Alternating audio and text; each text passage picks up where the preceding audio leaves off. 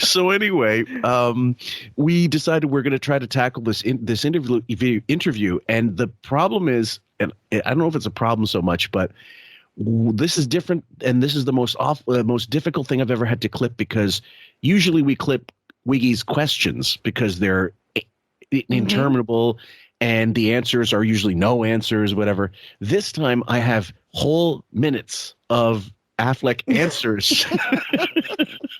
And the reason why I don't know about you, but I loved it because he was eating up Wiggy's time, and you could tell Wiggy was just writhing, waiting for the answers to finish. Uh-huh.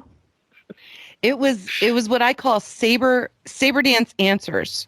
Yeah. Because normally the questions are a minute or more, but the answers, you had one that was 2.5 minutes long, one answer from Ben Affleck. And just got one that's 4. 4. Oh my God. So it was pathetic. Just to give you an example, guys. Okay. let me see if I got this screenshot. I have to make sure I got the right one. Okay. I went on Mark's friggin' and I decided to look at the rundown. This is what he wrote down. Howard said everyone is addicted to something, and we don't put the same stigma on eating like we do with drinking and drugs. Ben said he thought that AA was so you don't get stigmatized for being anonymous. He said they added the anonymous thing because people were going to meetings and then going out and getting drunk after. He said they were embarrassing the people at the meetings. Howard said he thanks Ben for talking about this stuff today. He said that more people have to listen to it. And then in italics, he put down, I have to apologize for zoning out during this interview. Occasionally, I just can't listen to these 2+ hour long interviews and stick with it. I can't go back and listen later because I never want to hear Ben Affleck's voice again. There's a few minutes of this interview I just can't type up. The guy goes on and I can't take it. Oh my God. And for Mark Mercer, who types all the bullshit minutia, well, I wouldn't say all of it, but 85 to 90% of everything he lists in a matter-of-fact way. And again, he's not he's not Ernest Hemingway. He's never going to get credit for his writing. But in the last sentence, Howard said he has a million things to talk to him about, but he's taken up enough of his time. I think that's reversed. Ben rambled for a few more minutes about child actors or something that I wasn't able to focus on. Oh.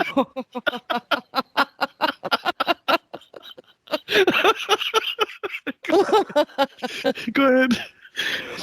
God bless you, Mark, and Mark's friggin' for what you're doing. Like I totally acknowledge it. I respect what you do, because I do the same thing. I do mine in a different kind of way, but basically I'm documenting everything that's talked about, discussed, bumpers, anything, whatever just catches my interest. And I got to say, like, I'm holding up my hands like the champion on this one, because I held out through the whole 2 hours and 10 minutes of this. You did. I didn't quit once. I was fascinated because Ben was so self-important and full of himself. He really put Wiggy on guard for being a narcissist. Like, it was the battle of two narcissists, and Ben won hands down. Oh, easily. So, yeah. Mark, I get it. Not many people, it's not for everybody what we do transcribing the show.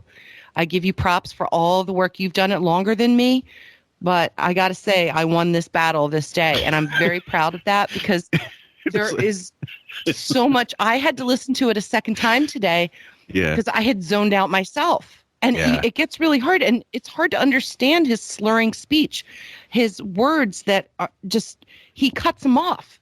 He doesn't even finish, and you have to kind of figure out what he's saying. It's a jumbled mess. It really is. And his sound quality was terrible. He didn't use the microphone that Wiggy sent him. He used his own. He said he spent 10 to 20 minutes on it, and he gave up, and he just used his own. So God bless you, C.A. Thompson, for saying he sounded like he was recording inside of an espresso machine. Yeah. I love that comment. It was true. There was the echo. I was thinking it was a cement mixer. and the construction crew outside at the beginning is priceless, because just when Howard acknowledges it, it gets louder. Okay. And I know you clipped that, so we'll get into that too. For sure. My question to you was, the minute you started, how soon into it did you figure this guy must be on blow? Because that's the first thing. When I heard it, I go, there's no way this guy isn't on either drinking and Coke, or at least just Coke. I was incredulous at first. I thought it was a joke. I thought maybe there was something wrong with my earphones. And then I realized this guy is drunk. He's high. He's taken too much Adderall, Coke, booze. I don't know what the combo was, but there was something going on there. And I knew right off the bat, I'm like, oh my gosh, Christmas came early.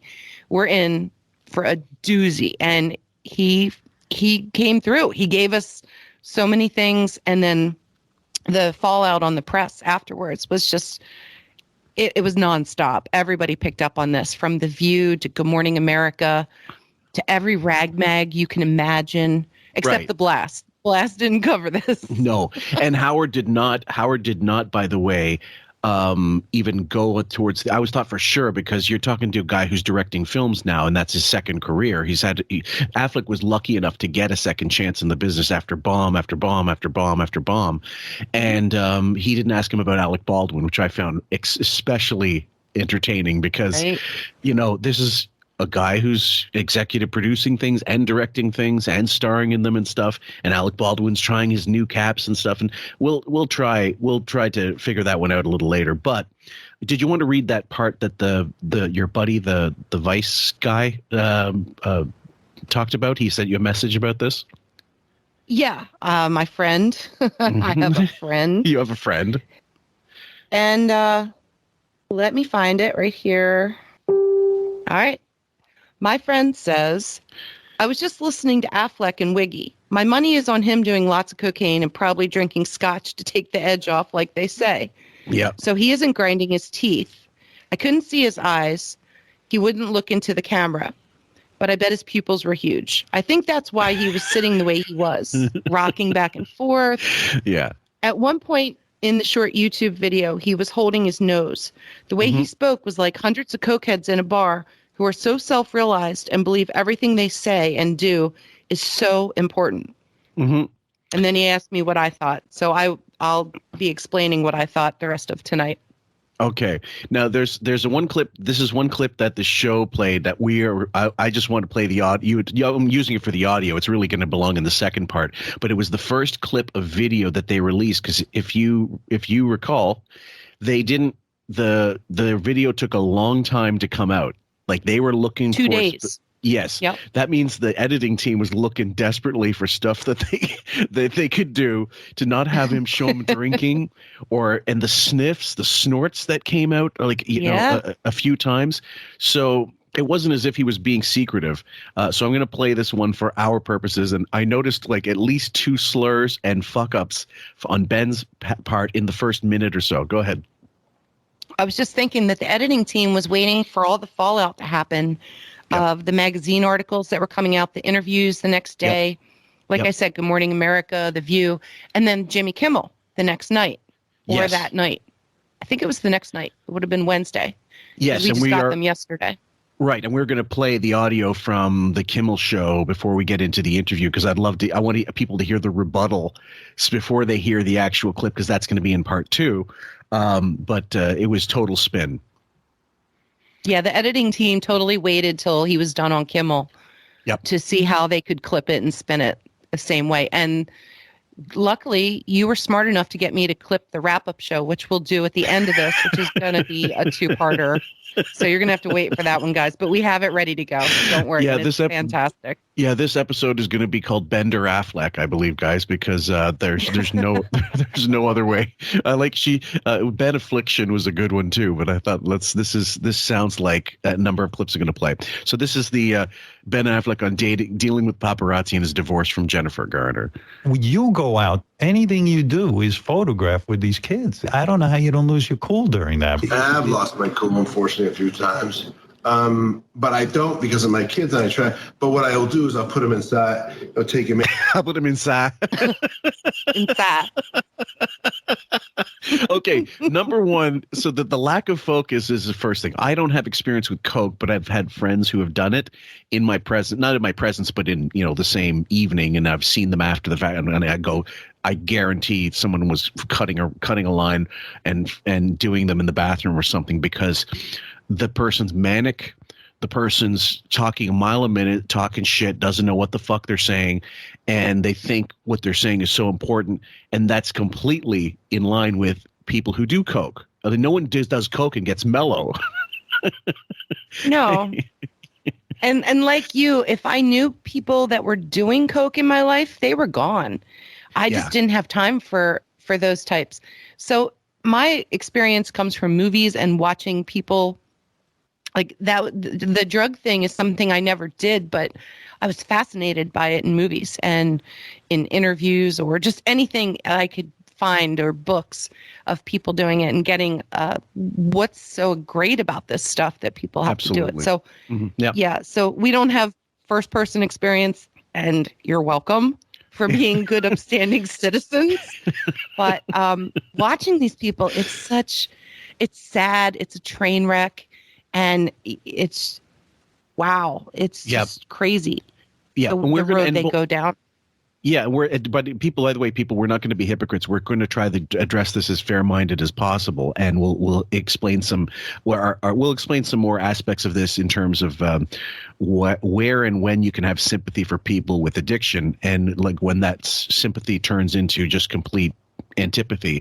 So we'll play a little more of this. I want to get more slurring Ben. And then come back out and give the guys a lecture and shit. These are kids, and they're like, yeah, okay. And then we come out. Like he's not even looking at the camera. I thought for sure he's looking at the camera. He's looking at something else. He's looking everywhere but where he's supposed to look, which doesn't bother me because you can be like looking at you can be deciding, this is the way I want my face to appear on the camera. He's scattered. He can't focus. He's also flailing his hands around like he's doing a magic trick or something. Yeah. and that's all deception. Yeah. To take away from what he's saying. It's almost like he's putting him in a trance or something. Right. And he's just, I know people can't see this, and I'm sorry we can't show the video, but he's fidgety.